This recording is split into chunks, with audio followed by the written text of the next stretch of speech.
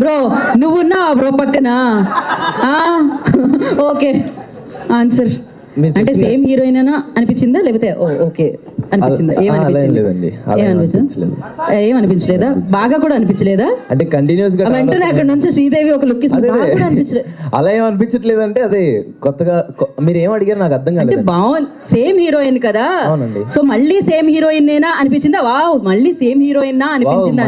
మళ్ళీ సేమ్ హీరోయినే కదా. వావ్. అంటే ఈ కథకి బేసిక్ గా ఈ కథ విన్న తర్వాత కోనా గారు ఇమీడియట్ గా మాకు పిచ్ చేసిన తర్వాత మీ ఇద్దరం కోర్టు తర్వాత ఎలాంటి కథలు తీసుకోవాలి ఏం చేయాలని చాలా ఆలోచించాం.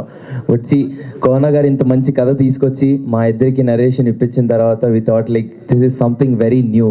కోర్టులో చూసిన చందు కానీ కోర్టులో చూసిన జాబిలి కానీ ఈ బ్యాండ్ మ్యాన్లో ఇవి టీజర్ చూసిన తర్వాత మీకు అర్థమే ఉంటుంది ఎలా ఉంటుందో characterisations.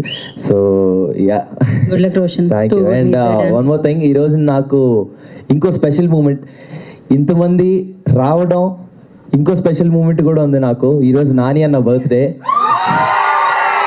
So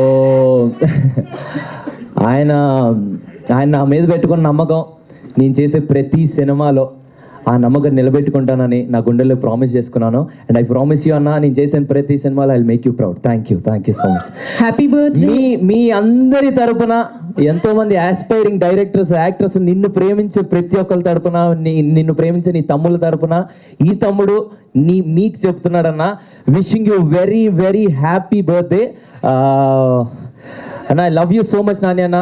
Happy birthday, Nani Anna. Thank you so much. Thank you, Roshan. Thank you and wish you good luck. Now, Venu.